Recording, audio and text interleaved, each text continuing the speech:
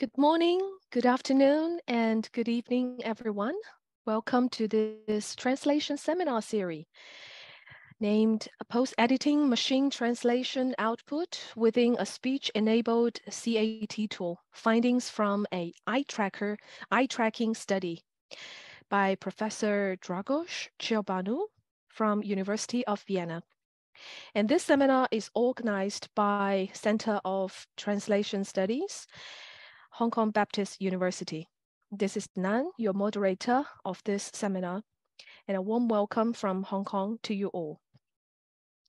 Before we start, I'm just going to give everyone a very brief housekeeping reminder. So all audience are welcome to ask questions, if you have any, during the seminar. This is agreed by our professor today. And our participants can simply unmute yourselves if you want to ask your question during the talk or afterwards, as you like. If you prefer to leave a question in the chat box, that's also fine. Okay, so it is my great pleasure to introduce our esteemed speaker for today. Professor Dragos Ciobanu is a professor of computational terminology and machine translation at University of Vienna Center for Translation Studies. He obtained his PhD in computer-assisted language learning from University of Leeds in 2006, and has since worked extensively in academia and industry. He investigates ways to improve localization workflows by integrating translation and speech technologies, as well as methods to optimize collaborative translation and training practices. He has been collaborating with language service providers from around the world since 2012, and he has been training linguists from international organizations, for example, the EU or the United Nations and their agencies, to maximize the use of language and project management technologies. He is currently leading the Human and Artificial Intelligence in Translation, the HETRANS Research Lab at the University of Vienna. Over the course of his career, Professor Ciobanu has published numerous articles and book chapters on topics such as semantic connotation, speech recognition, machine translation, and post-editing, and etc. We are very fortunate to have Professor Ciobanu here with us today to share his insights and expertise in the field of computational terminology and machine translation. So please join me in welcoming Professor Ciobanu. Professor, now the floor is yours. Thank you so much, dear Nan. Thank you for a very, very generous introduction. As always, colleagues are way too nice. I appreciate it, and I thank you. I thank Minhua and all your colleagues and your team for the very kind invitation. And it's really nice to see friends in the audience and colleagues as well. And I'd like to say hello to everyone connecting. And I hope what I have to share in the next almost couple of hours is going to be interesting. I'm Dragos, so please, if you have questions, let's keep this fairly informal. So just call me Dragos. And as you heard from Nan, just unmute yourselves or type in the chat if it's more convenient. And let's keep this dialogue, because otherwise it's going to be a 2-hour monologue, and I don't think anyone is willing to embark on that adventure. So let me start my screen share, and let's hope everything is coming through okay. If something is happening that shouldn't be at some point, please let me know, because right now I can't really see anyone else. And I have 2 screens, so that's why you've kind of, sometimes you'll see me drifting off. Okay. Welcome everyone again, and thank you for taking the time. Today, I'm going to speak about the work that we've been doing and also that we are currently doing in our team in Vienna. But I'll also give you a bit of the background so that everyone is familiar with the whole story of how we started and why do we think this is an interesting research topic. I also see this as an opportunity to connect with colleagues, as well as hopefully to give new ideas and maybe inspire a little bit, although inspire is a really high benchmark to reach. So inspire a few students by sharing some of the research questions that we have been coming up against, excuse me, and also outlining some research paths. So I'm Dragos. I have a background in languages, and now my throat has decided to pack in. And I also spent some time in the industry as a translator and as a technical writer before joining Professor Hartley's team in Leeds and spending quite a lot of time there before moving to Vienna. So, a fairly, not really adventurous, but a fairly long path. Here in Vienna, I am very fortunate to be leading the HyTrans research group. HyTrans stands for Human and Artificial Intelligence in Translation. And together with Alina for the last 2 years and a half, almost 3, we've been building a really, really nice, really cool, really supportive and really competent team. So we have Miguel with us as a postdoc and as an expert in machine translation, natural language processing. And we also have 3 wonderful PhD students, Justus, Raluca, and Claudia, and I will be mentioning some of their projects, and I'll be sharing some of their findings today as well. What we focus on in our group are largely 4 major strands. So first of all, one strand of our research focuses on speech technologies in translation, revision, and post-editing. And by speech technologies, I mean both speech synthesis and automatic speech recognition. And for those of you who aren't familiar with these terms or aren't very sure what these technologies actually do, don't panic. I've got some examples coming up. And because everyone likes to talk about machine translation, and machine translation is a big topic nowadays, what we are trying to do is to help translators or find ways to help translators deal better with machine translation output. So we focus a fair bit on speech-enabled post-editing, and I'll show you how.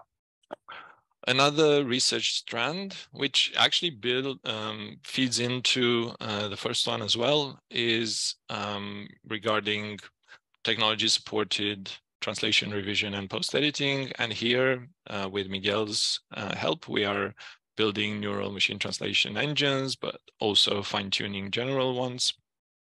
And we are investigating their impact as well as their quality. So we do a fair amount of evaluation that you will hear about. Then translation technology for accessibility is also something that we're really keen on. And Alina and Raluca have done and are still doing really interesting work in that area, looking at bias, be that on a lexical level or of other nature, and analyzing audio introductions for theater plays. And we really think that one of the biggest opportunities that we have as academics is sharing our findings and working with our students. So that's why translation technology didactics is also a big area of interest for us. It comes last, but it really isn't in our minds. And so we do quite a lot of classroom-based research, and we aim to advance the levels of MT literacy, and there we're joining other colleagues around the world who have a similar focus. So before I go into the details of today's meeting, I would also like to briefly mention how we integrate speech technologies and how our PhD students are integrating speech technologies into their research projects. And we have 3 students, therefore 3 projects, focusing on crisis translation, institutional translation, and medical translation. So first project I'm going to mention is Claudia's, who is looking at translations in times of crisis. And because the communication that happens in these situations is crucial, fast, and also it has to be accurate. And because machine translation is suspected to be used, but we don't know for sure, and we also have there's a need for more research. What Claudia is looking at is whether a speech-enabled post-editing machine translation environment and workflow is a viable solution for crisis translation. Justus is picking up the same idea of using speech synthesis for improving the quality of machine translation output and taking it to an institutional setting, because, as we all know, in international organizations, high quality is required, and also, unfortunately, just like any other translator, in fact, the institutional translators are facing more and more demand for productivity, and also they're feeling increasing pressure to work with machine translation output, which for some of them is quite a big change, and we'll also see why imposing machine translation and expecting a lot from such technology sometimes kind of backfires. So Justus's project focuses on whether speech synthesis can support the post-editing machine translation process in a translating institution. And last but definitely not least, Raluca is coming from a medical translation career and experience, and she's looking at patient-facing medical texts which face several challenges when being created as well as when being translated. And especially she's looking at the need for translating such specialized content into very lay-friendly, very patient-friendly, very end-user-friendly language. And for that, she will be building on some initial findings from previous work that we did in Leeds, where we were told by professional translators that they use dictation, so automatic speech recognition, to render texts more natural sounding as well as more colloquial. And Raluca will be investigating whether such a mode of working with automatic speech recognition can benefit patient-facing translations, as well as mitigate the expert-to-lay bias. And by that, I mean the tendency of some translators to make the translation more jargony, more full of jargon, more complex than the original actually was. Okay, so that's what we do in our center, in our research group. And what are we going to be talking about today? Well, today's main course, as you've seen in the adverts and you've heard in the very kind introduction, is about looking at post-editing machine translation output within a speech-enabled CAT tool. and I'm going to share some findings, initial findings that we've obtained. But if it were me, and we have this thing in our group that we don't really like to do things just because we are curious or we want an audience. We always try and do things and look at things from the perspective of the receiver, the user. So if it were me coming to this talk, I would be asking a few questions already. So I would be wondering, is he going to just talk about post-editing? Is there nothing else? And I have to admit that I will also include a bit of translation as well as revision. So hopefully there will be something for everyone in the audience today. I would also be asking myself, which CAT tool is he going to use? And again, for those of you who haven't used technology before, maybe you've connected because you are curious about the topic and about how translators work.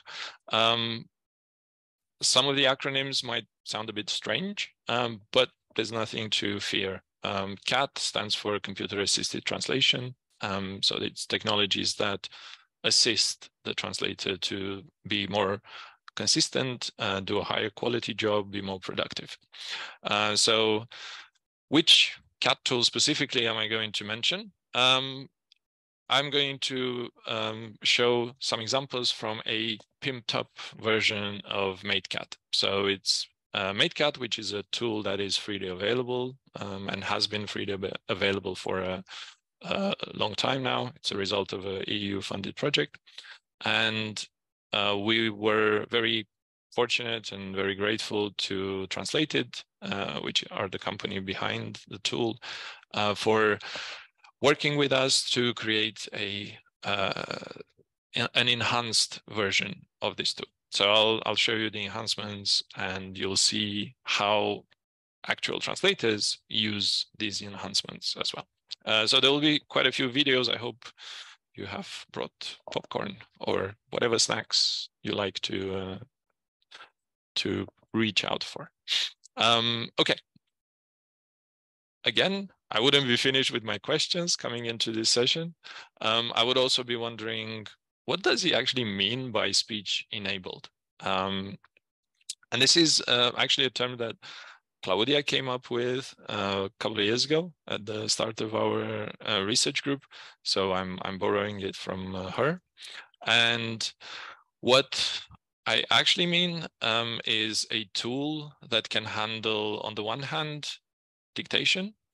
So, you know, traditionally translators have been sitting down at their computers. That is after computers were brought in. Before they were using pen, paper, quills, whatever. So nowadays, translators tend to mostly be sitting down, working with their keyboards, and that is actually not the most ergonomic and user-friendly way.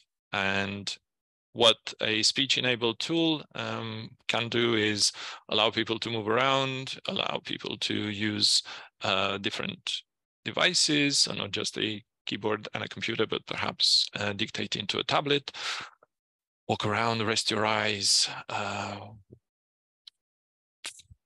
take advantage of life a little bit better. Maybe that's putting it too much. So let's keep the amount of grand statements fairly low, and let's give you an example. Again, this example is recorded by Claudia, and it shows you what such a tool looks like. So we're talking about dictation and MateCat. So how does dictation sound like? And now you also have my music playlist for your, if you're curious. So I'm going to play this demo. For those of you, again, who aren't familiar with computer-assisted translation tools, this is just an example of a tool that translators work in. It has the source text or the start text. I see Anthony is in the audience as well. Hello. The start text on the left-hand side, split into sentences or segments. And it has areas on the right-hand side for the translator to type, or in this case, dictate their translation. And how good is the recognition? Personen ab 5 Jahren mit einem stark geschwächten Immunsystem kann mindestens 28 Tage nach ihrer zweiten Dosis eine zusätzliche Dosis verabreicht werden. Punkt.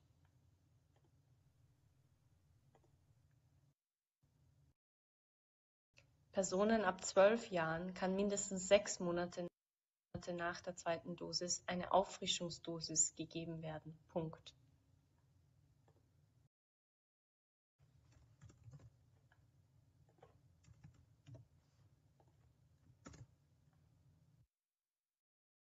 So as you can see, or as you could see, the recognition for some languages is quite accurate. It can definitely be worked with. It's not perfect, and the translator might still have to capitalize some words or merge words if they were recognized separately and transcribed separately. But it's definitely a viable way, at least for some languages and for some of the tools that support such a working method. It's a viable way of working. And we also have to think of, as a little aside here, that a new generation of translators is coming up, and at least from what we see around us in our university, the new generation is more used to speaking to their devices than my generation and the generations before were.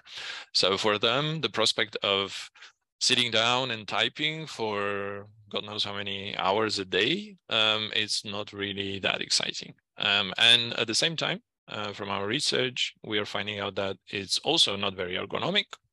It's sometimes not very good for the quality of the target text. So why should we keep promoting just one way of working when there are such opportunities around? So that's one aspect of a speech-enabled CAT tool. There's also another one which involves, again, this is fairly futuristic and a bit optimistic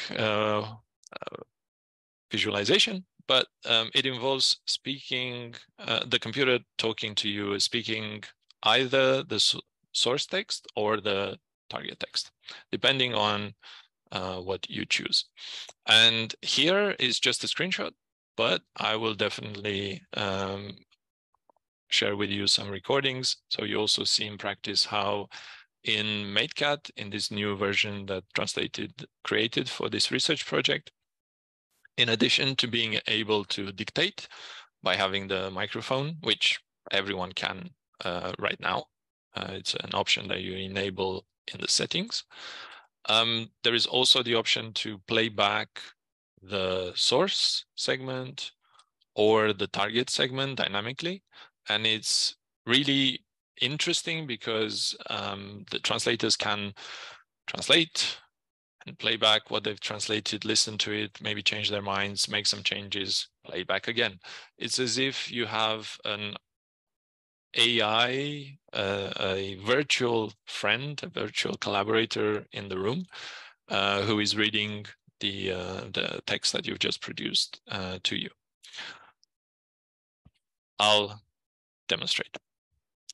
And my final question would be, all this 2 hours for just one eye tracking study when he eventually gets to it? And I will do my best to not speak or make too many side notes, side tracks, side journeys, and I'll mention several experiments. Is there a question at this point? I thought I heard someone.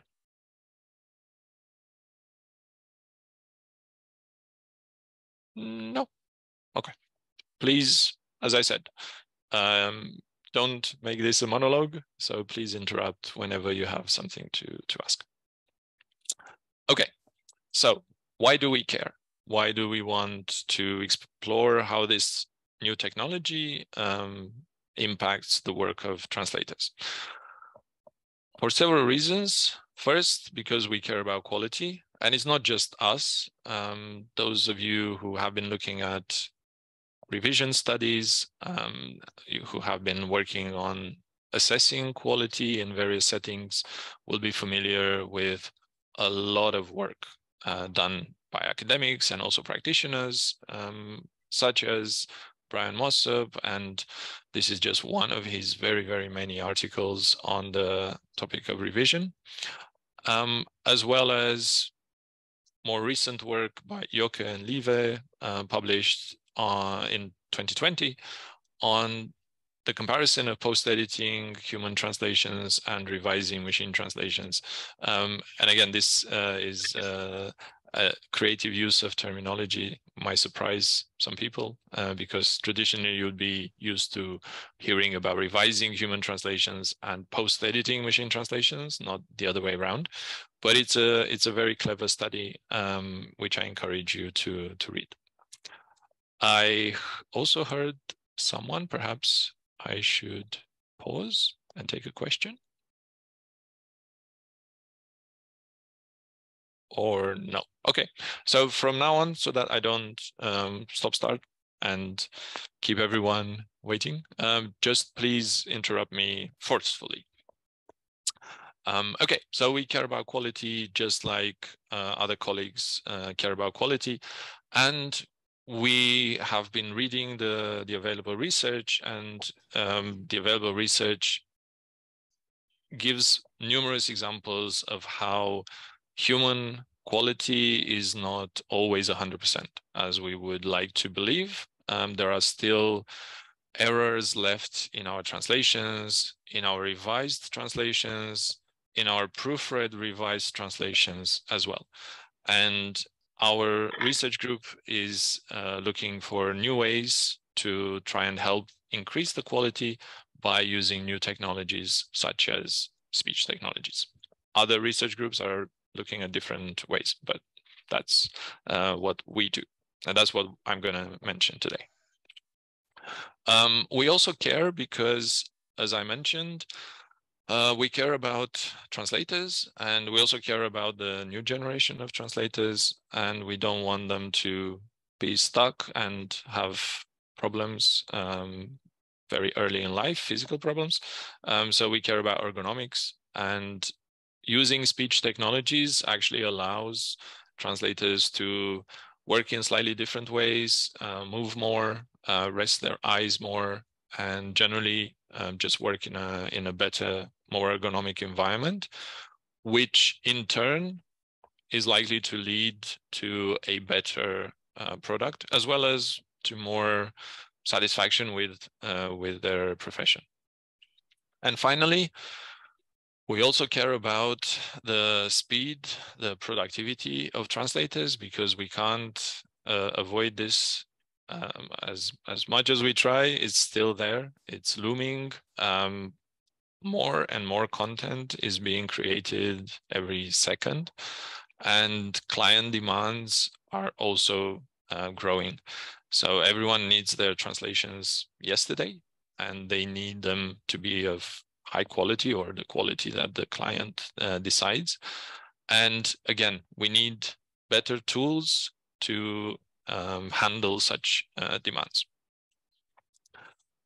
But what's so different nowadays? And here the elephant, or I don't know, the mammoth in the room, as well as some other prehistoric creatures, is essentially that machine translation is now here and has been here for a while. That's why the elephant is no longer such a spring chicken creature. It's quite an old debate, and what is quite worrying, at least for some translators, but also for our students coming in, is that figures and numbers are being thrown around quite liberally by the industry mostly, such as 97% of machine translation requires no human review.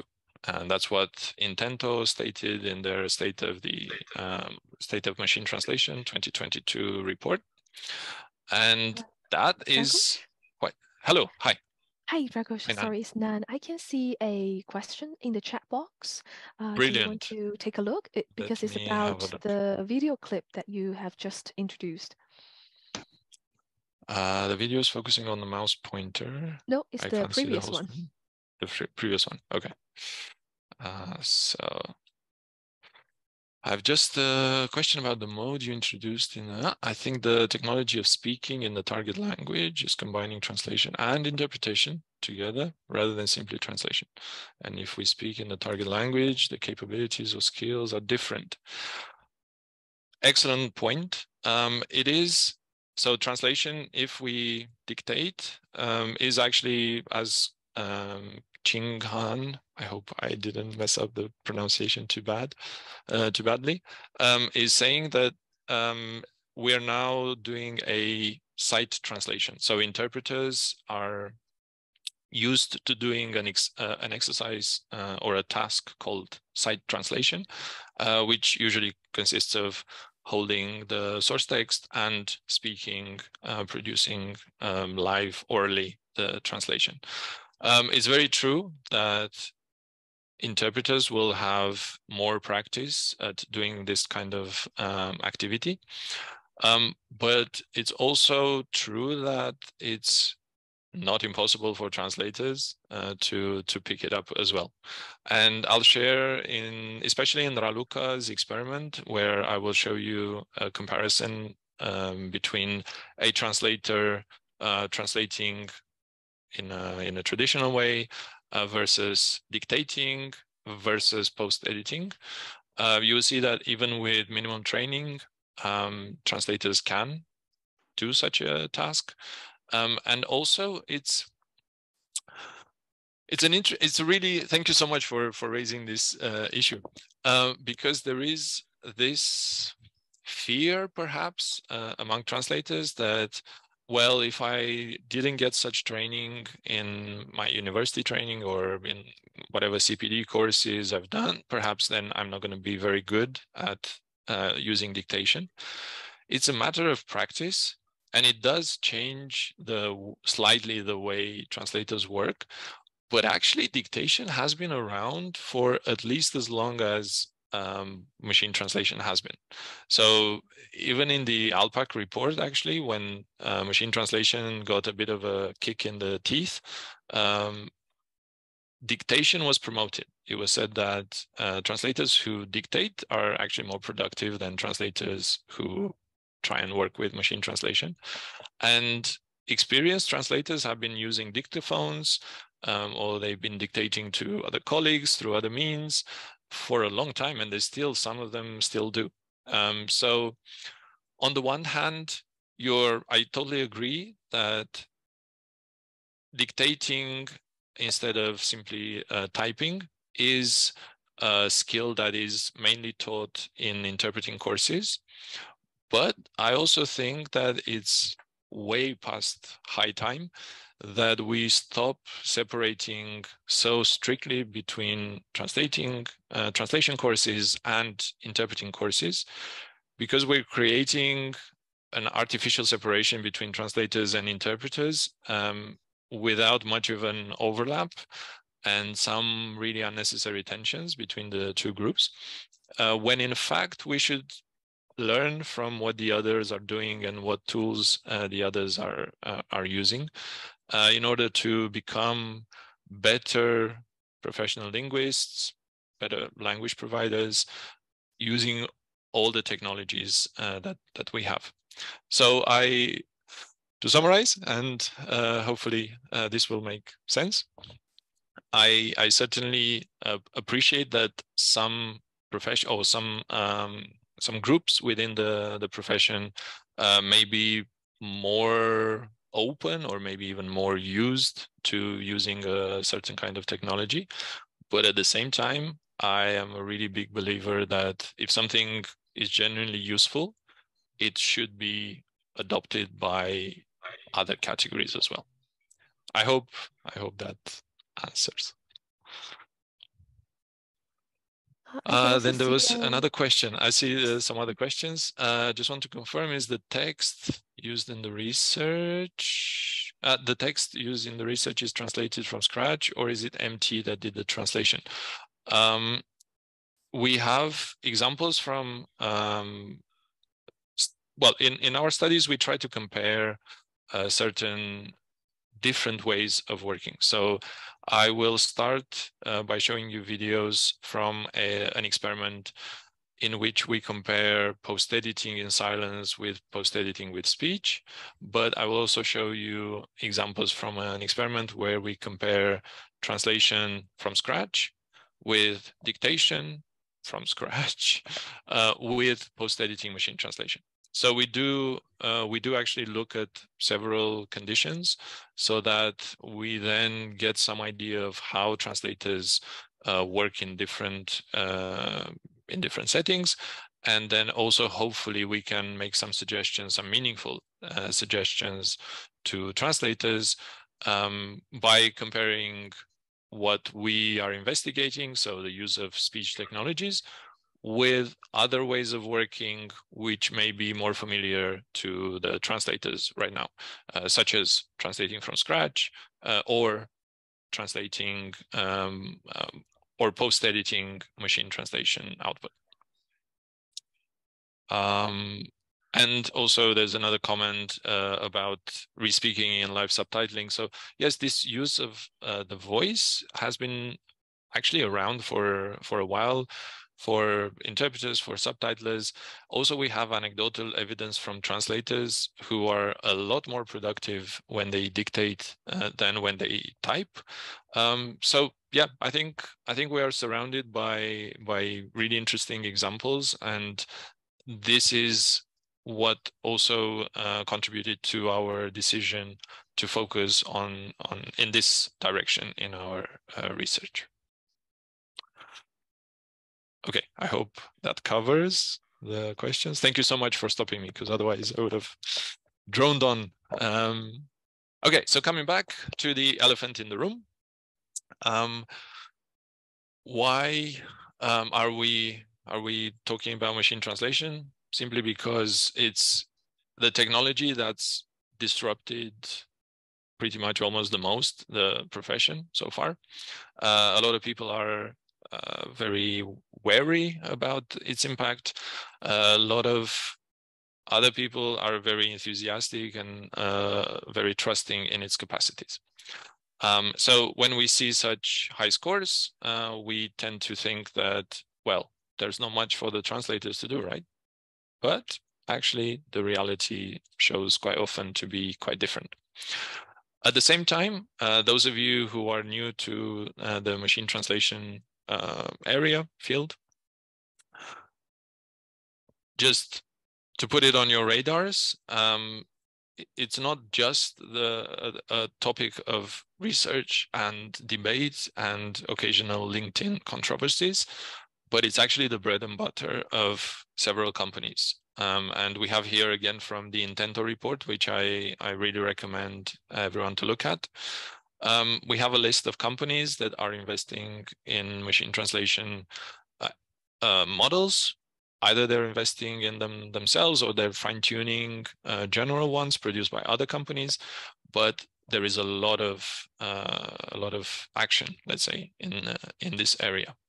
And something which isn't mentioned a lot, unfortunately, is that there are also free and open source alternatives for those of us in the audience also who do not have the resources of a very large company such as, I don't know, Amazon or any other. We can also experiment with tools such as, well, a tool which is called OpusCat MT. So please look it up and please see how you can integrate it into your workflow, download it on your computer, keep the privacy of your documents that way, and also fine-tune and improve the quality with your own data. So machine translation is a popular topic, but it shouldn't intimidate translators out there, because there are options for pretty much any budget, including no budget, and also any requirements from your clients regarding privacy, confidentiality, etc. And the final screenshot I have from this report is actually that despite the enthusiasm, the reality still remains that there is no best machine translation system. We would really like all of us to be able to answer questions when colleagues or clients come to us and they say, okay, what should I use in my work?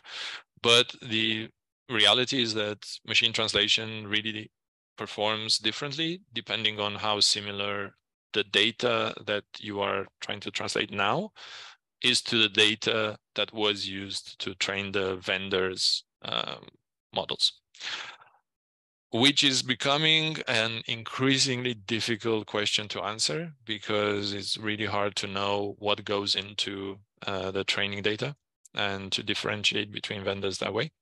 But that is what it is. So is neuromachine translation really that good? Philip Cohen wrote this a couple of years ago. Neuromachine translation may be less adequate, actually, compared to statistical machine translation, what we had before, even if it's more fluent. And this is one area why we are so keen to investigate the impact of speech technologies on the work of translators, because if we're asking translators now to handle, to deal with, to correct machine translation output, which is fluent, then we run the risk of oversight of some of the errors. And I'll give you quite a few examples of such errors. By the way, don't think that I am against machine translation. I'm dependent on it in Vienna. But at the same time, I think it's really important to have realistic expectations, and sometimes that means that we have to maybe temper some of the enthusiastic messages we hear. So we should keep in mind that since 2016, when neuromachine translation became available to the general public through Google Translate, DeepL, etc., translations could diverge from the input, from the source text in various ways, such as omissions, so not translating parts of the sentence, or generating unrelated output words. Again, things which we wouldn't necessarily expect from a translator, or at least we wouldn't expect from a translator, a professional translator, without genuine reason for doing that, but which machine translation does fairly well, depending on the text, fairly regularly or less regularly. It all depends. I see there are a few more comments in the chat, so let me see. One question going back to, is MateCat the only CAT tool that has the dictaphone facility? I like that, dictaphone facility. MateCat is one of them. MemoQ also has an option. And thank you, Gökhan, for the link to OpusCat MT as well. And generally, translators can also use other tools such as Dragon Naturally Speaking to dictate into whatever software they are using. So there are a few hoops that you might have to jump through, but it's possible to do that. Okay. So what is the difference, and why do we, what is the difference between how translators used to work? So working with a translation memory or a TM, that's the sort of accepted traditional way of working now, and post-editing of machine translation hypotheses, which is the up and coming way. And why do we need extra technology? Why are we so focused on adding these speech technologies into the mix. One of the reasons is because there is a difference in the trust and transparency and explainability of the technology from the point of view of the translator. And I'm just going to give you very quick examples. Again, for those of you who aren't familiar with CAT tools, those others, please have a cup of tea now and relax. So CAT tools are extremely popular with pretty much everyone, ranging from professional translators to translation companies. And as a side note, one of the many you will hear today, please have a look at the 2023 European Language Industry Survey, because you have some updated information on technologies used by translators and possible questions as well for research projects.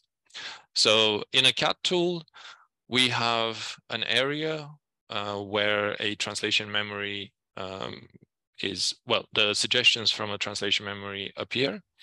And we also have scores, similarity scores between the segment that you are translating now and segments which are stored in that translation memory. And we also have information about who created a particular suggestion and when. So for a translator, this is a lot of very useful information that allows translators to make the decision whether to use or to ignore a particular suggestion. And you would think you don't need much technology in addition to that.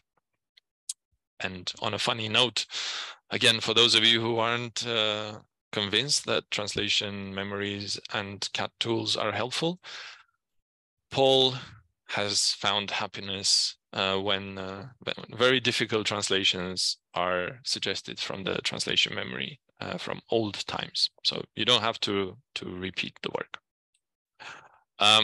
On the other hand, machine translation, which is, according to the same survey, it's also popular, but not as popular as CAT tools, for sure. We have a drawing on my screen, but interesting. I don't know where that came from. Machine translation, when it's integrated into a CAT tool, or even when we use it outside of the CAT tool, it just gives us a suggestion. That's it. It's a bit like living with a teenage person in the house. They always have an opinion. It's quite vocal. It's quite in your face. But when you ask them, well, how do you know that? Sometimes they have difficulty explaining it, or the explanation is really obscure. So imagine now what it's like for a translator who is used to working in this environment with translation memories and a fair amount of stability and reassurance, to now all of a sudden be asked, work with machine translation. It's amazing. Yes, but why? How? Where does that come from? Is it appropriate for my domain? Is it created by someone I trust? All of these questions are now going out of the window, more or less. Apart from the domain one, that is work in progress. But the trust and reliability are now very much in debate. And so these translators actually are now like drivers in self-driving cars. We tell drivers, just sit, be comfortable, and only intervene when there is a danger. Fix the problem and then go back to being comfortable. Yes, but how do we know when there is a danger? So the level of concentration needed in order to actually spot and maybe even anticipate danger are not properly accounted for at the moment. And this is why post-editing machine translation output is not a task that a lot of people are very enthusiastic about. I mean, a lot of professional translators. People are warming up to it, but it still has a lot of issues. And I'm going to just give you a few of them. And maybe these will also help some of the students in the audience to make a list of possible errors and then maybe find ways to mitigate against them. So one problem is terminology, which is still a research question at the moment. So in this translation from automatic translation from Romanian into English, the automatic translation talks about objectives, but the UN talks about goals. So terminology is important. Meaning is also important. The original says that the UN 2030 agenda is looking to eradicate hunger and ensure food security, whereas the automatic translation says that the agenda aims to eradicate hunger and food security. So totally different change in meaning, disguised as a very fluent translation. So remember what Philip Cohen was saying a bit earlier, and other people as well. This is what's happening. We also have instances where machine translation engines, this is an example from the European Commission's translation service, again this time from English into Romanian. And we see that the engine, or you kind of have to trust me if you don't speak Romanian, is just making up acronyms and also translations. And at some point is just taking a nap. So it's just repeating exactly the same phrase over and over again for a while. And then it comes back to life and it's it's copying some of the source without translating it. And then it's making some translation up once again. So it's not very predictable. And what do we tell the driver in this case? Other examples of errors, again, coming from the European Commission, inconsistent dealing with decimal markers, even though in the same sentence, a little bit further down, we have the accurate conversion from the full stop, the point that we use in English, to the comma that we use in Romanian, in German, and in many other languages. So within the same sentence, there is inconsistency. And also little words, little prepositions that change the meaning of the target. So here we have in the source, we talk about a drop to 12.3%, but in the proposed machine translation output, we talk about a drop of 12.3%. So these are very small issues that if we ask a translator to work much faster, if we put time pressure on them, if they start reading and they see, well, this really reads like a very fluent, very convincing text, it's very possible that they might actually skip such an error. And if we use speech technologies like speech synthesis, for instance, where the computer actually reads out this text to us, such errors are much easier to spot. So we are trying to see in which other areas apart from these ones can we help translators if we adopt these speech technologies. Other examples of machine translation errors include machine translation engines from English into German, in this case, changing names just because. Again, everything is based on training data, and the neural networks are vast and very difficult to look at because translation has become a mathematics enterprise. But the result that the translators have to deal with is unusual compared to what they are used to. So a professional translator would not play with and change proper names. That just wouldn't happen. A competent translator. Also another example, changing numbers and dates.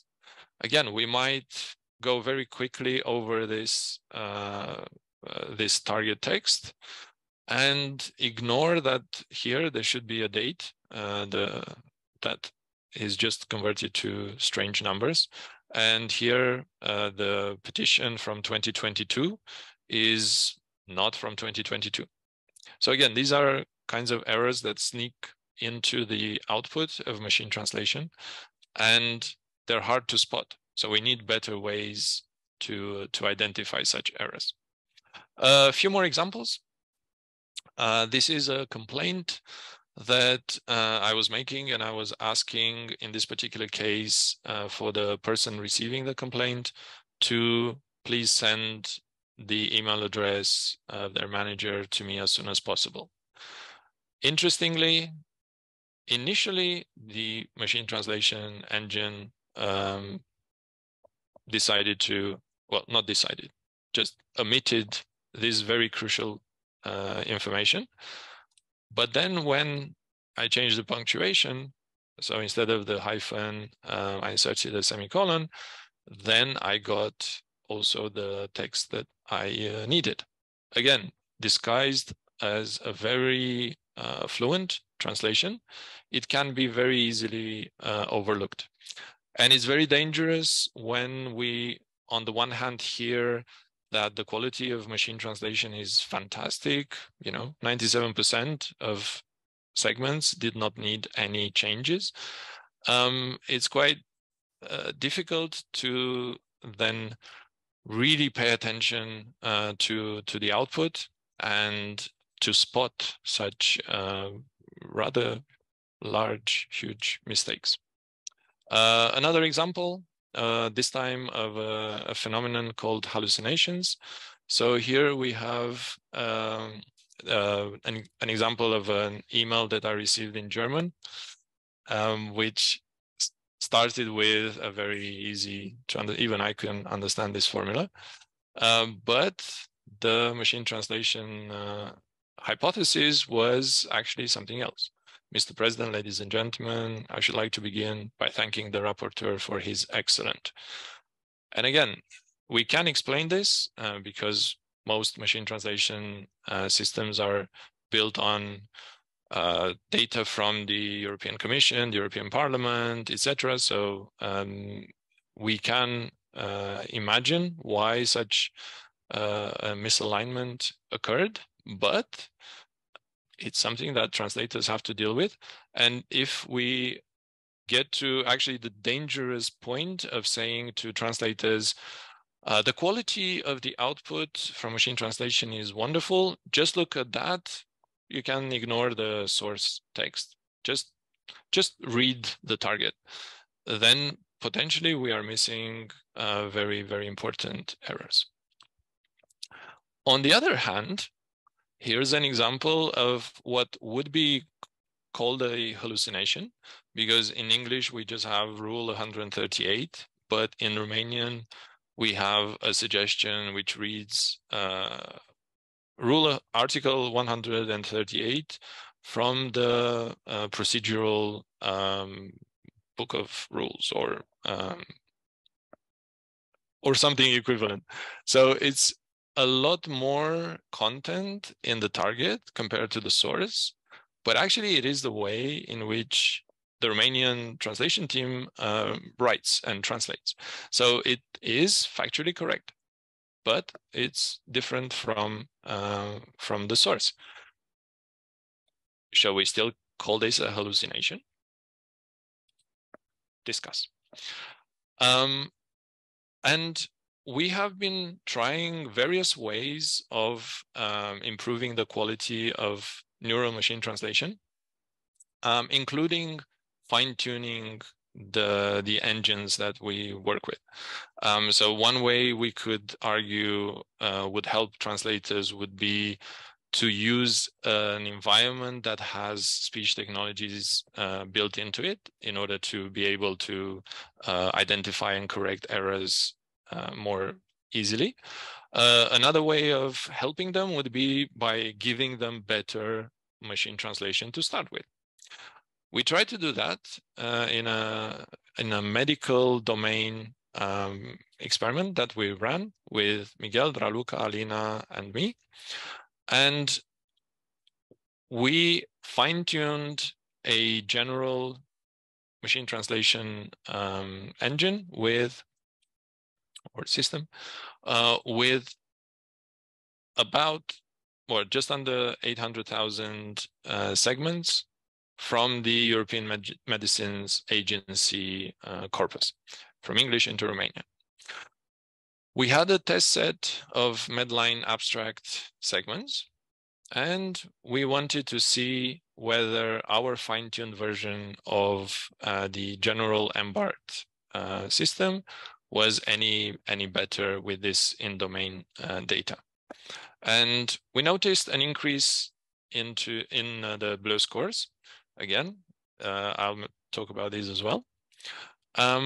But we noticed that in the case of terminology-specific errors, actually, just when it came to terminology, out of 75 segments that we looked at closely, there were 98 terminology errors in the general system and still 64 errors in the fine-tuned system.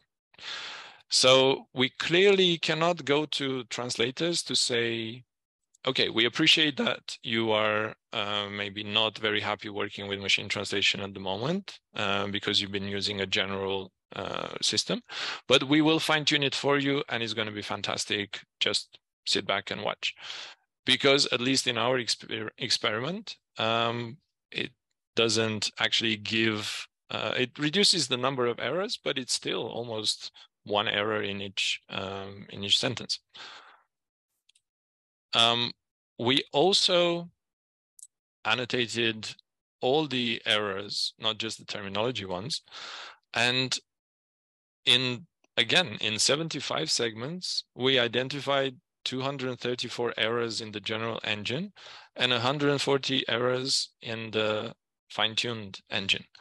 So these are a lot of errors that we are asking translators to deal with. And we're not really offering them much new technology. We're just asking them, use the CAT tools that you are familiar with, work in the environment that you know, go with your keyboard and mouse in silence, and you'll be fine. And what was very interesting was also that we found errors in the reference translations as well. So 157 errors in the reference translation. Some of them could be justified. So the omissions and additions aren't always errors when it comes to human translation, but quite a lot of other errors as well. So we're noticing that it's getting fairly complicated for translators. On the one hand, the machine translation engines they are working with are built with inconsistent data, sometimes really incorrect data. They're also tested with less than perfect data as well, but they keep being told, do more, work faster. This is useful technology, stop complaining.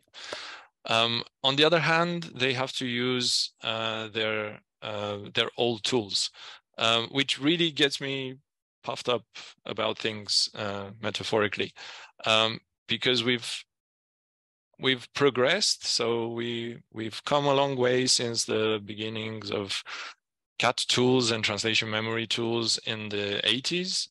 We are now working with machine translation that is customizable, that's real time, but we're still asking people to use the same technology, and I think that's not ideal.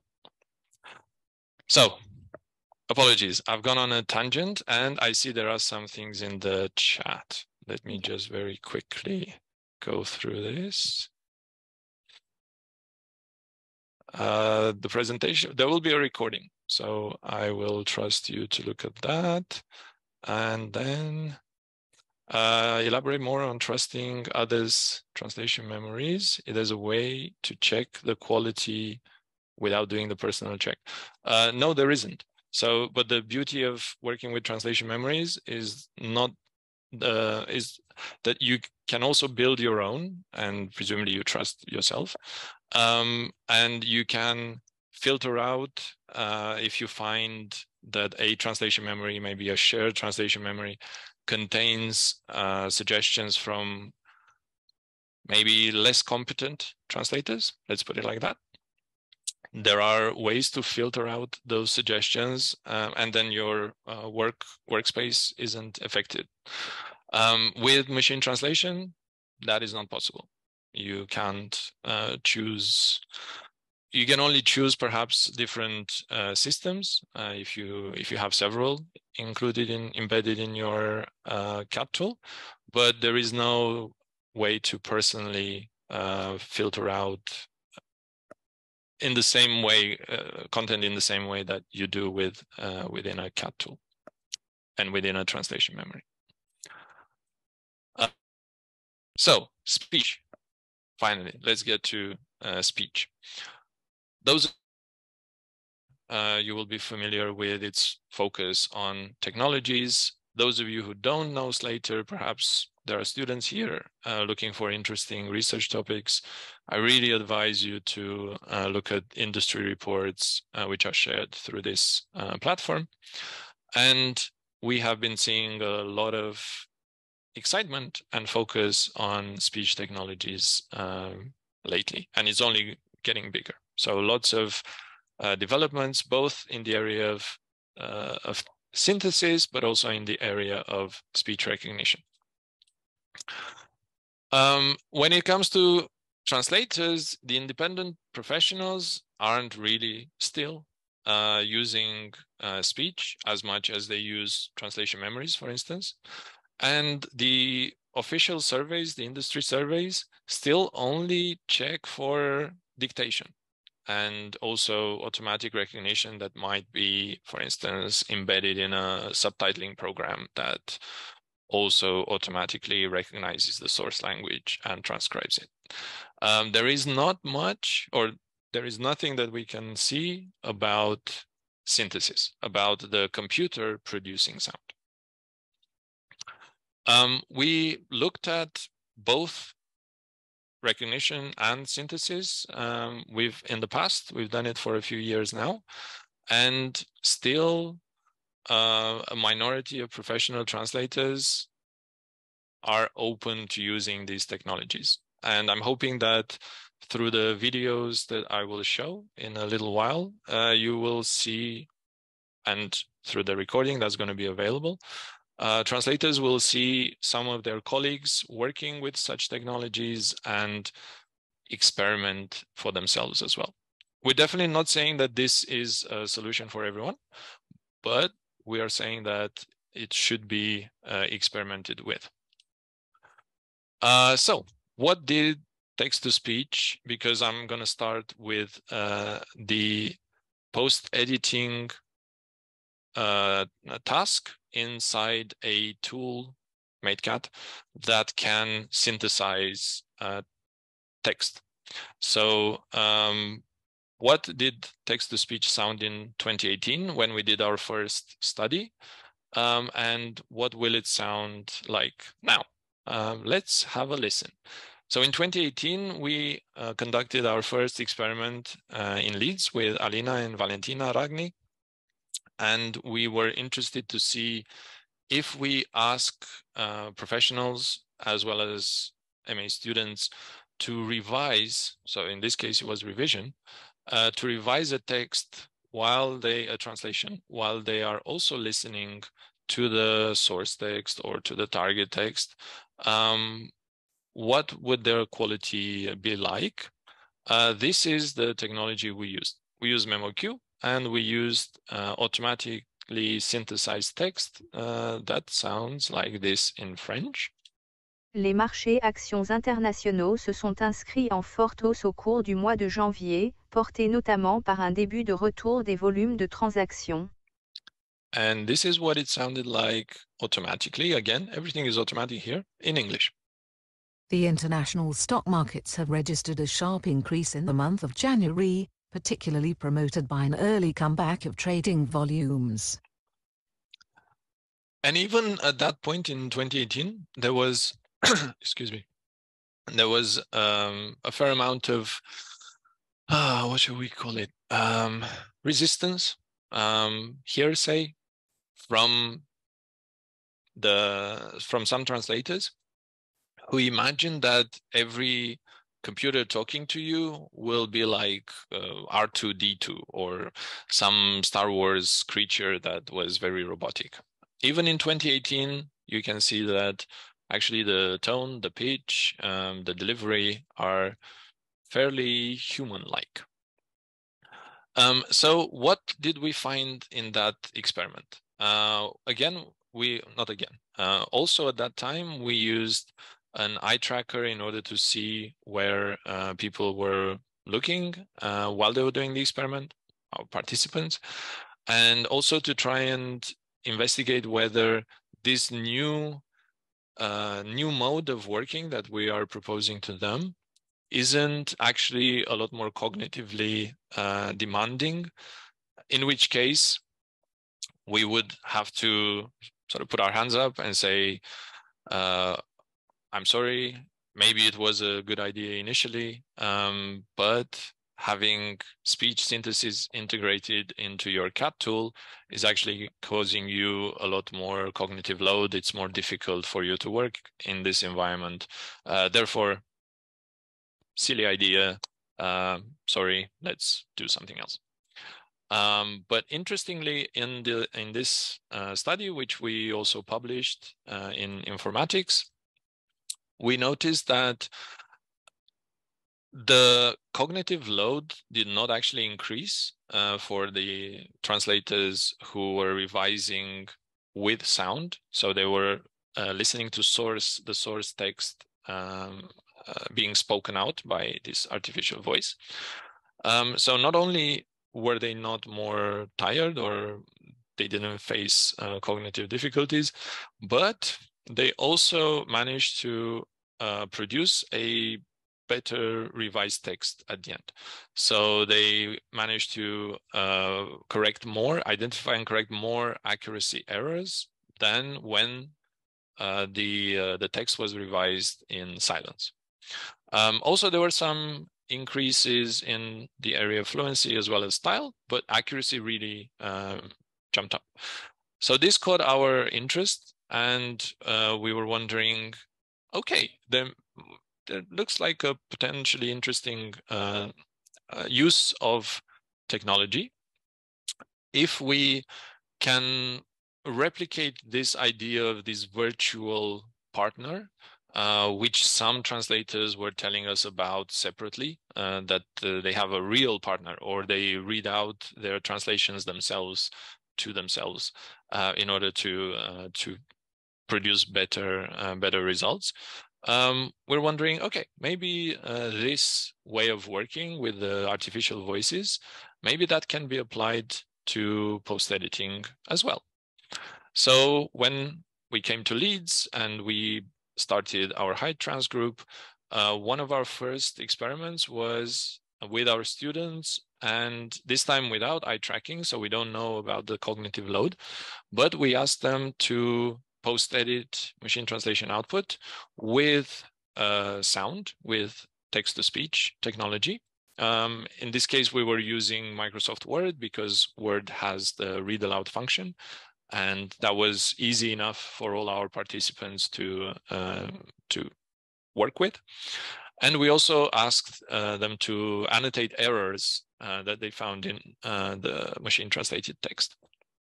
And we talked about and we published this research last year at the European Association for Machine Translation conference. And there we found that the quality of their output, of the post-edited text, improved as they were getting more and more experience with the speech technologies, possibly also as they were getting more and more experience post-editing. So we can't rule that out. And also their productivity increased from the silence condition to the end of the project. So again, we found this as additional encouraging results. And then we were very fortunate to be able to work with a company called Translated, well, with Translated, not a company called Translated. I'm sure everyone knows Translated. And we wanted essentially to move away from our initial steps, which were let's use non-CAT tools to conduct our experiments. And we were really keen to conduct some experiments in a proper CAT tool so that we could replicate the environment in which professional translators actually work. So Translated modified MateCat for us, and I'm going to play a video that shows you how a project is created, but that's easy. It's a traditional way of creating a project in MateCat. You have a project name, you select the source and target languages, you may or enable or disable certain options. And what was really crucial for us, we would enable this speech synthesis functionality for our participants. And we're going to play you the result. So you'll see the result being played in several languages, just to see what kind, or compare it to 2018 when you heard the synthesis. COVID-19 stigma and discrimination. Should we be scared of people who have had COVID-19?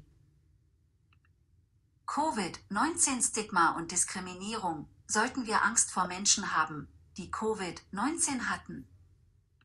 So that's German. Stigmatisation et discrimination liées à la Covid-19. Devrions-nous avoir peur des personnes qui ont eu la Covid-19? French and Estigma y Spanish. discriminación por COVID-19. ¿Deberíamos tener miedo de las personas que han tenido COVID-19? So you can see that the environment hasn't changed a lot, but very interestingly now the translator can on demand dynamically request to hear the source or the target, or the source and the target, as well as the target several times, as you will see in another recording. And this, again, in our opinion, but our opinion doesn't matter. We just want to be as objective as possible. In the opinions of our participants, livens up the process of working in a CAT tool, and also provides additional support that is very, very much needed.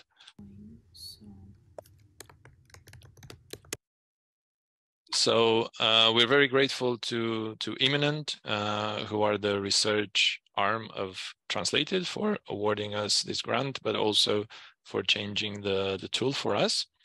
And I'm going to skip over this because it was a bit of endorsement of collaborating with the industry rather than building our tools. It's the way the world is going. I think the academia, unfortunately, doesn't have the same resources as industry partners. So therefore, we choose to work with them rather than reinvent wheels.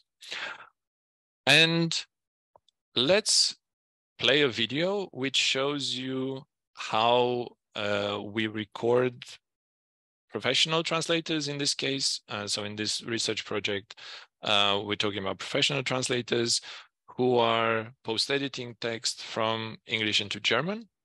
And these dots are their eyes, which are recorded.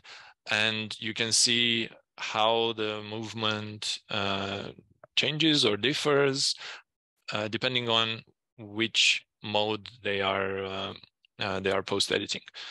Is it in silence or is it in with sound? So let me start the recording. I hope you will see it. So first of all, I'm gonna play you the beginning of a recording for one of our participants. And you can simply see, I think this is quite interesting, especially for students who haven't been exposed too much to such recordings, live recordings of professionals working. It's interesting to see how does this particular participant approach the post-editing task. Where do they look first? Do they actually do what we claim translators do? So for instance, we like to believe that all translators read fully the source text first before they start translating or post-editing. But in fact, from such recordings, we notice that some do, but most would read maybe one or two segments and then start the post-editing. Or some don't even read the full segment, they read a few words and they jump over to the right, to the target side, and they start making changes. And then they go back and they go forth, and it's quite hypnotizing and captivating to see this live behavior on screen. But it's providing us with more objective data than if we were to, let's say, ask translators to describe their workflow. Because as we all know, sometimes we really have automatic behaviors. We can't really explain why, and therefore our answers to questionnaires or focus groups are useful, but they don't tell the whole story. So we need such additional research methods in order to try and pull together another piece of the puzzle. Something else that we will see in this recording as it progresses is that translators or post-editors in this case, but still they're professional translators first and foremost, they don't just work with the machine translation output, but they sometimes stop, they do searches online through their preferred dictionaries or terminology resources or context resources. And I think this is a very important point to take into account. Oh, there we are. So we have our first example of such a search. It's not a very long one, but it exists. So I think it's very important that we encourage our students, our PhD students, and also in our own research, to try and give the participants we work with as much freedom as they need, rather than just artificially asking them to do a task in an environment that they are not used to working in, without any resources. Then gives us some results that actually aren't that useful, in my opinion, or at least they're not fully representative of what a translator does. So in this particular case, we clearly see an example, and there are many examples throughout our participants, that post-editors will do online searches and then come back to their texts. Therefore, we need to let them do that. We need to also count the time it takes them to look up whatever they need to look up. So when we report on their productivity, if we just report on the productivity based on the time we measure they spend in a CAT tool or in an environment, or if we report on a productivity without actually allowing them to work as they would normally work, in my opinion, that information is invalid. So we should do better than that. Also, in some studies, we noticed that the kind of texts and the kinds of sentences that translators are asked to work on are pretty standard, and I don't know, they range between 7 and 11 words or something like that. And then we publish, or the authors publish this research and then draw conclusions about how translators need very little time to work on machine translation output to correct it. But the reality is that translators have a variety of segments to work on, and we should allow or include in our research as many authentic texts as possible, even though in some cases our results are going to be less enthusiastic, less optimistic than some members of the industry might want us to be. Okay, so we've seen a little bit of how a translator in this particular example works. And what I also want to show you is that another thing that doesn't get reported very much in research is this fact that we see here. So the translator has finished post-editing. He or she has gone through the text once, but then it's part of their work routine to actually go back up. And this, again, is not always captured in the research articles and the research projects that at least I have come across, because we expect translators, or not we, the authors expected translators to just look at the machine translation output once, work on it, and that's it. Without any external resources, without anything else, without being able to go back up and fix things, just do it once. We track your productivity, we track your key prices. Thank you very much for taking part in our study. The sentences were fairly short, and that's it. Goodbye. Whereas from our recordings, where we give translators enough time to actually complete the task as they would normally complete it in their work environment, we see that some translators, like this one, they go back up to the start of the text, they do some more revision. In this case, they do self-revision, also by consulting external resources, as we see here. And this happens not just once, but actually in this example, it happens twice. So the translator has finished, and now he or she starts again from the top just to do a final proofreading. We see here that the eyes tend to stay mostly on the target area, with very few regressions and saccades on the source side. But still, even the third time, there are some changes made. And this passing through the text the third time, we notice that it's very quick. It's a proofreading task more than anything. And also keep an eye on the bottom of the screen where the current speed is recorded. And we can see how this number grows to dazzling heights.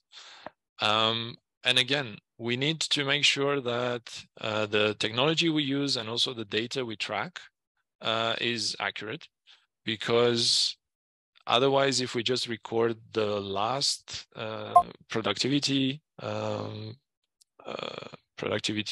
figure, we might actually be badly mistaken. Okay, now I'm going to show you how this person worked. How can we stay safe? Wie können wir uns schützen? In the CAT environment with speech synthesis. So they have the option to go through the text. It's a different text, of course, and also listen to whatever they wish, the source or the target twice or whatever. Let's just take a few minutes and see how they Das work. Virus breitet sich von Person zu Person aus, also versuchen Sie, Ihren Kontakt mit anderen Menschen einzuschränken. The virus spreads from person to person, so try to limit your contact with other people. And now they do a search. But again, we see they started with the listening to the source, and now on the second segment, they started by listening to the target, and then they compared it to the source. Let's see what they do for the third segment.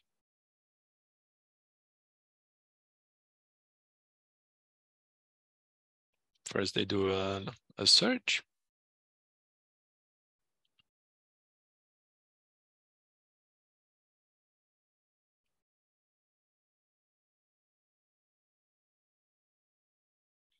And then they do another search in another external resource.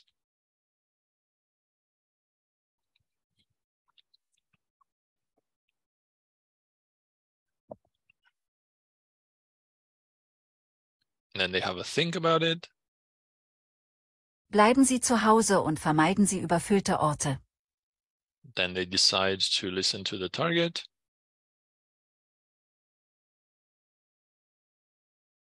Stay home and avoid crowded places. Then they decide to check it against the source. And then they move on.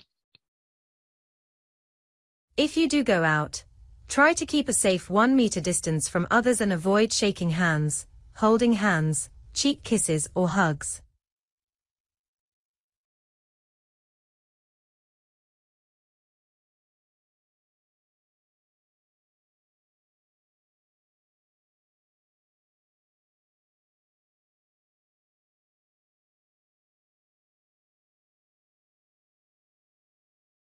So they read quite closely the target.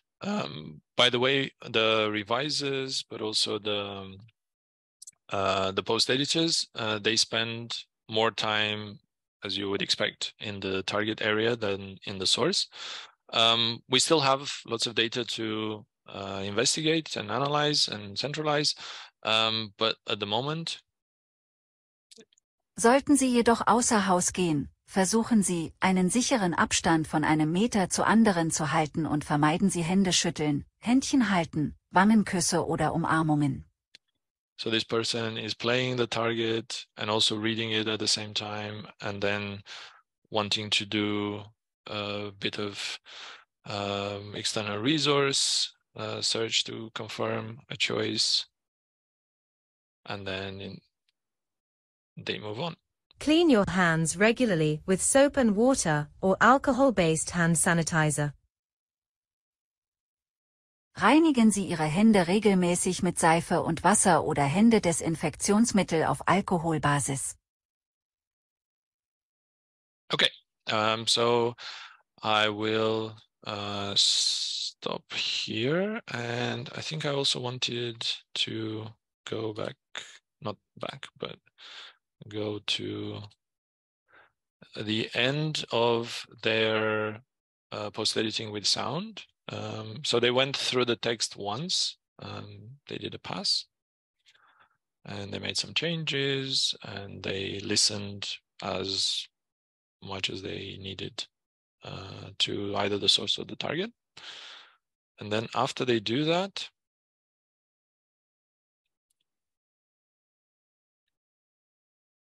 Wie können wir uns schützen?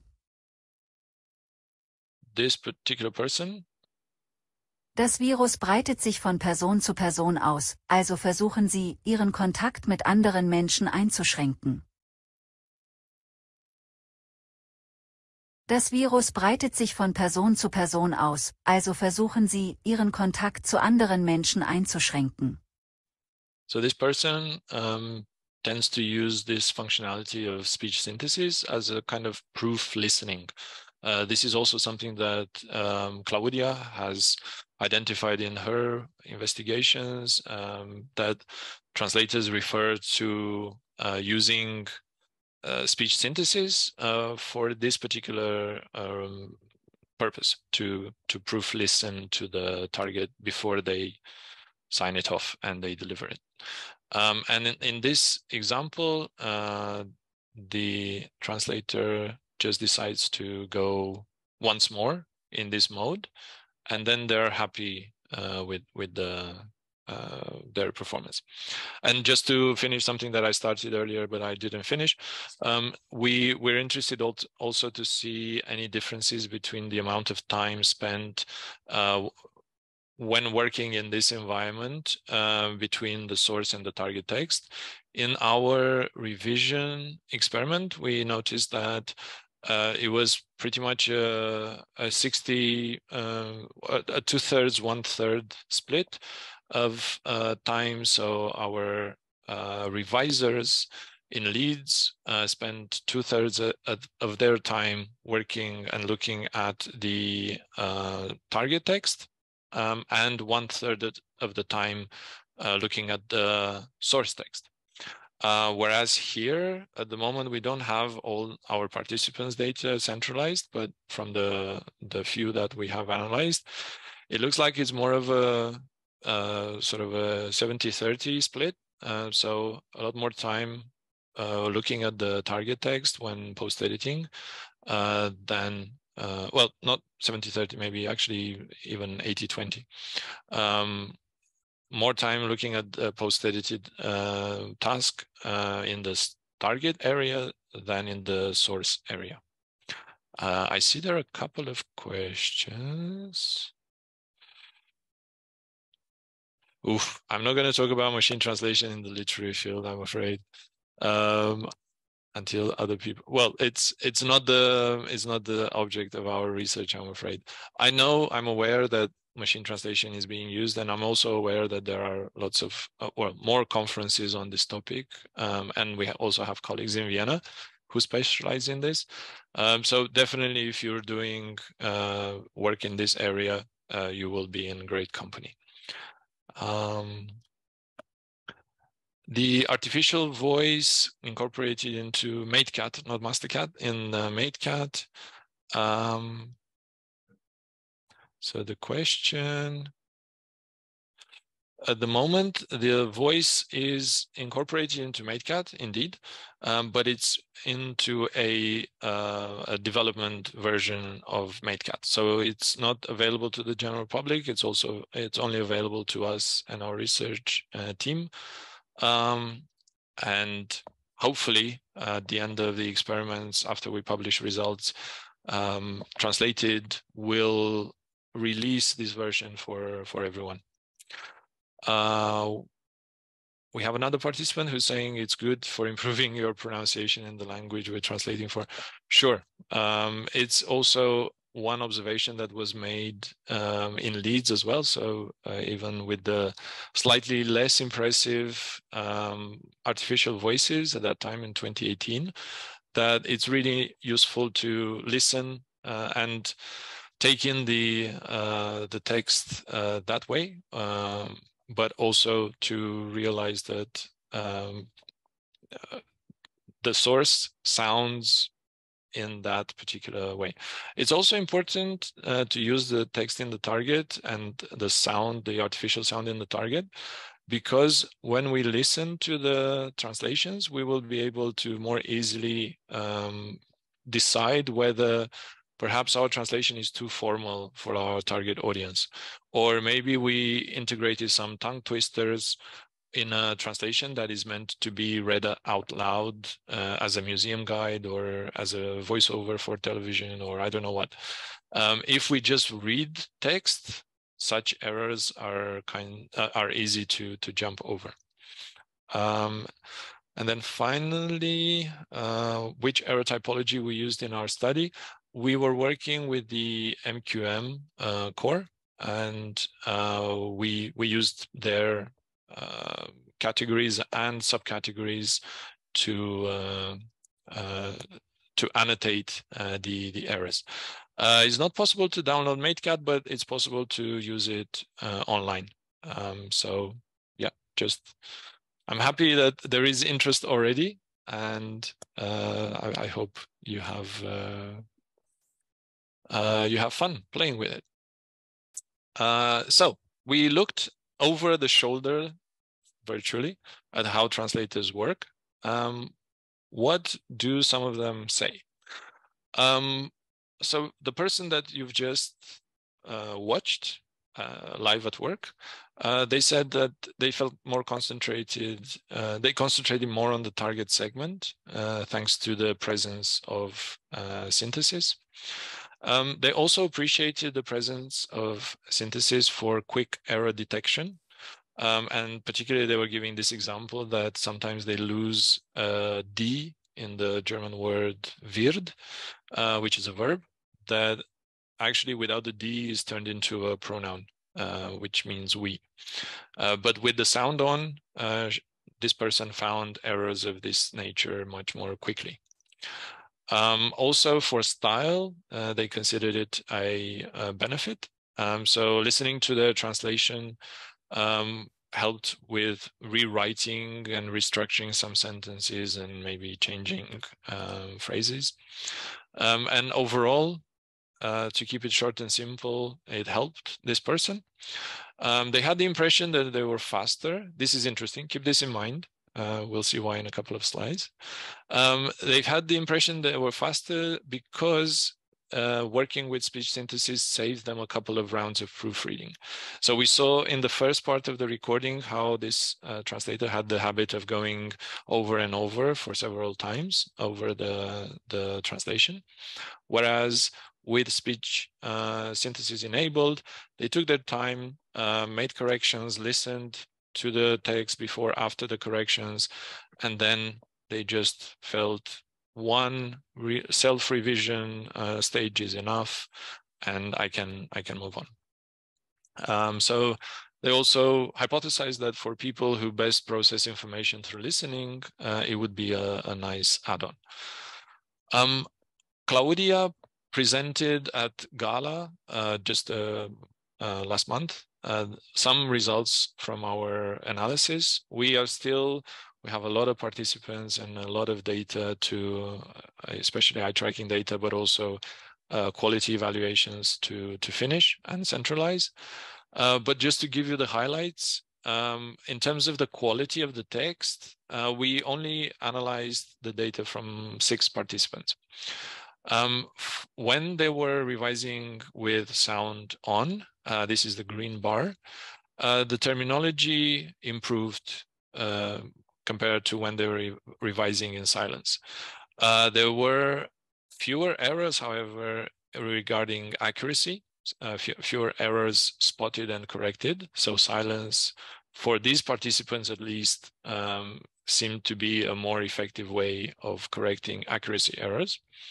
But then when it came to linguistic conventions, so especially grammar, having sound actually helped quite a lot compared to working in silence.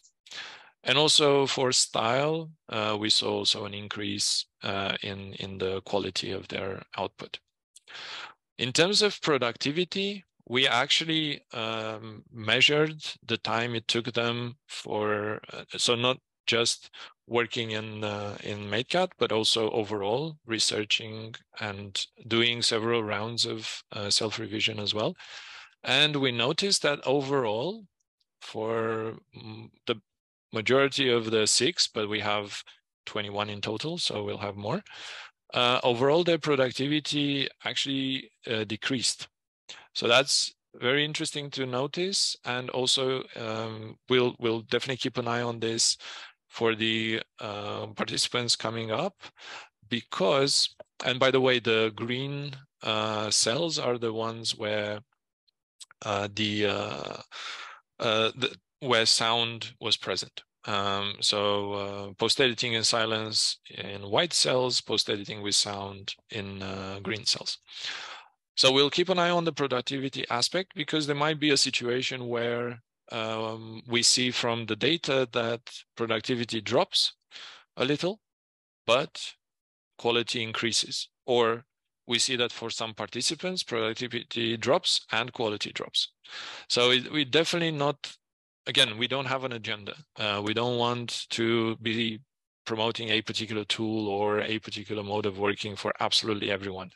but we just want to make the most of the available technology. And those people for whom such a way of working really gives results, we really want them to be able to use a proper CAT tool rather than jump through hoops and make their own speech synthesis environments. And in terms of cognitive load, again, if we just look at mean fixation duration measurements, we notice that there is an increase in this mean fixation duration measurement for both source text and target text when working with sound compared to when working in silence. But it's, first of all, not statistically significant, and secondly, there's also separate research which also indicates that when participants are asked to read a text that they also hear, their fixation duration increases as well. So it's not necessarily that it's more difficult, it's just what happens when we receive input in our brains through two different channels. In terms of attitudes, generally, the post-task questionnaires show that 4 out of 6 participants perceive their quality to be better, were quite neutral about this. In terms of productivity, 3 felt they were faster, 1 wasn't noticing any improvements or changes, and 2 felt they were slower. And it's interesting because you remember that participant 5 said they appreciated the presence of sound because it made them faster. Actually, objectively, the figures here show that participant 5 overall was slower. But this confidence of not needing another pass through the text actually helped create this impression that the participant was faster. It's really fascinating what happens in our minds. And it also demonstrates that asking only questionnaires or doing surveys is not sufficient in order to get a detailed view of what is happening for our participants. Final thoughts. Let's start with the negatives, because there will be participants for whom such a way of working is not their preferred way. One person found it irritating and they realized they work more slowly. But others, the rest of them, at least from these 6 that we looked closely at, they appreciated having other sensory input. They would really want to use it if they have the chance in their tool, especially when they're not really sure that their translation is understandable, because we write in different ways than we speak, and when we listen, we realize that maybe I was a bit too formal, or maybe I'm a bit ambiguous in my writing. One person wasn't very keen, but actually that was because they had unrealistic expectations, or the different expectations. They felt they expected it to be very robotic and unnatural, but actually when they worked with it, they realized that's not the case with today's technology and with Translated's implementation. Another person felt that it could make post-editing a bit more dynamic, and that's always a good thing. And you heard participant 5, short and simple, it helped me. I'm looking at my clock and I've got 9 minutes-ish left. Is that correct, Nan? Yes, that's true, yeah. Okay, time's running so fast. I'll have a look at the chat and then I'll see if we can have a look at another little video. So no problem. Do you account? So we have a question. Do you account in any way for the eye tracking equipment's invasiveness? True. So however much we try to make this a very authentic environment, at the end of the day, there is a box in front of and some equipment in front of the participants, and they're also outside of their offices. We try to make them comfortable and familiar with the environment by giving them a practice task in the beginning of the experiment. But yeah, there will always be a slightly a question of what other confounding factors are responsible for some of this this output. That's a really good point. Okay, final thoughts. Also, I'd like you to have a look at a very quick, well, I always say that and it's long, but an example from Raluca's very recent work. So Raluca is eye tracking, and so she went with Claudia to Romania, and together they eye tracked translators who were translating in three different ways. And I really want to show you this as well, because it's not just about post-editing. And I really hope that companies will not promote only post-editing in the future, but they will also allow research and support research into the slightly more traditional ways of translating. And I want to bring this up in the next few minutes, because right now you're looking at a translator who is translating from scratch.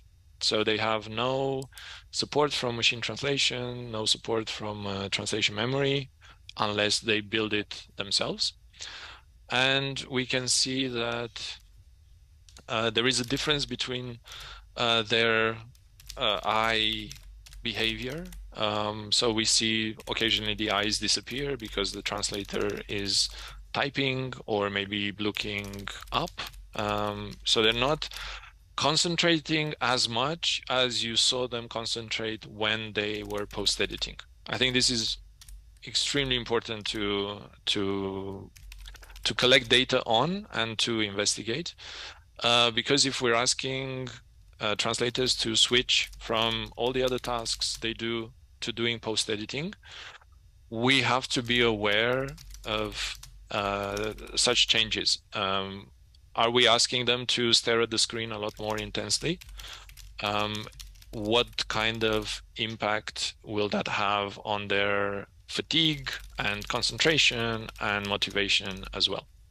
So we believe in our group that it's really important to investigate the traditional ways of translating in comparison with the new ways of translating that we are looking at with these new technologies, in order to be able to then present as many sides of the argument as possible, and not simply just jump on a bandwagon and yeah, I don't know, push someone's agenda.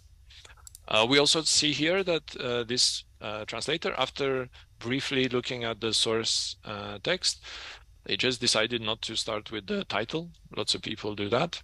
They will work on the body of the text and then only later come back at the title. They also do a lot of shifting around. They are a lot more creative, and also that's also another interesting topic of research. How much are we priming our translators by giving them machine translation output to work on? How much freedom do they feel in editing and changing, especially when we keep giving them the same message that you have to be fast, you have to keep as much of the machine translation output as possible, and your quality has to be excellent as well. So these are some of the constraints that we ask people to work on. So this is the first condition when the translator was working in silence, translating normally, traditionally, let's say. I'm going to skip ahead a little bit in order to show you what happens when and occasionally they're looking at the source as well. I want to show you what happens when they dictate.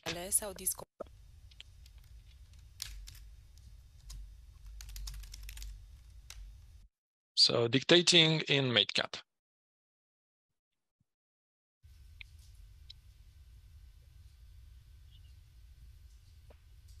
I promise I'll finish on time.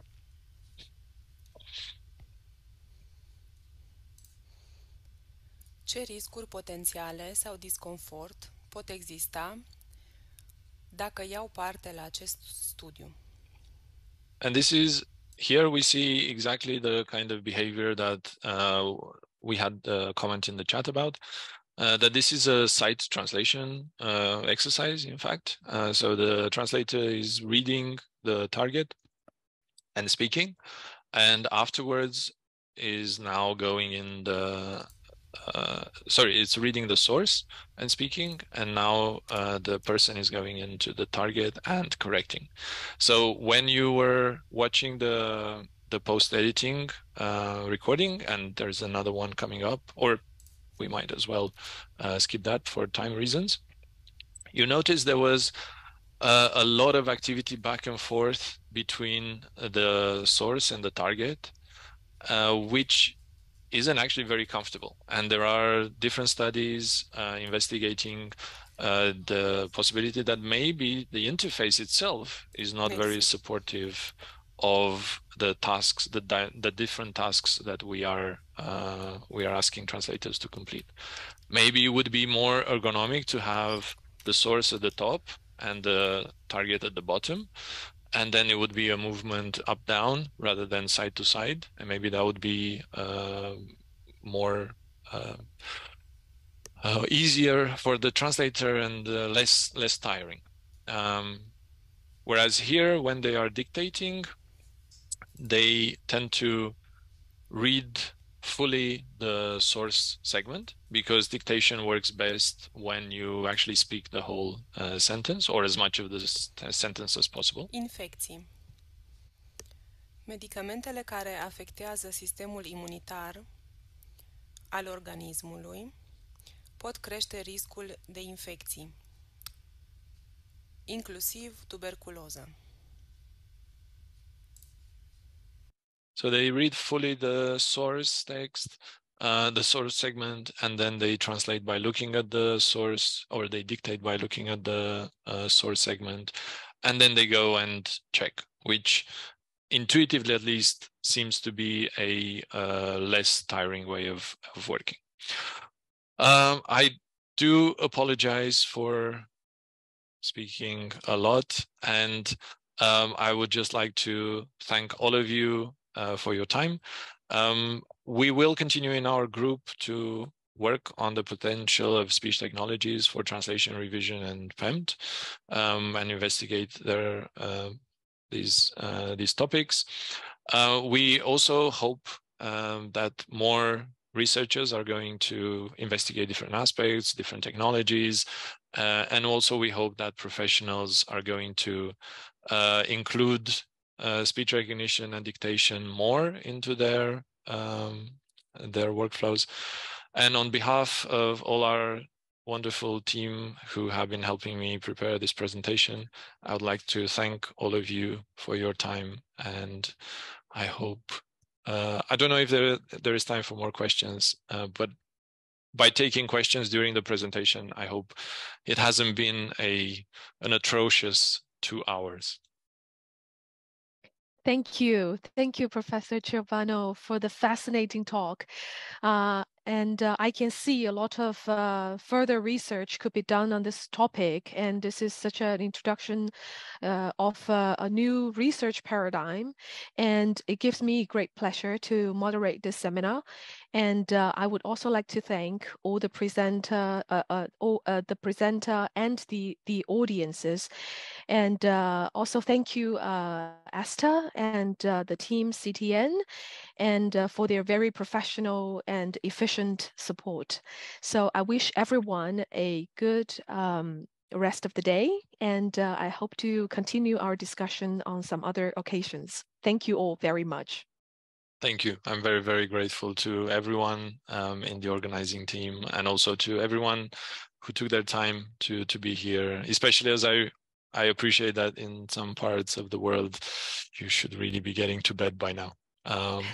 Thank you once again. It's been wonderful, and I appreciate it very much. Thank you, Professor. Thank you. Bye, everyone. Bye.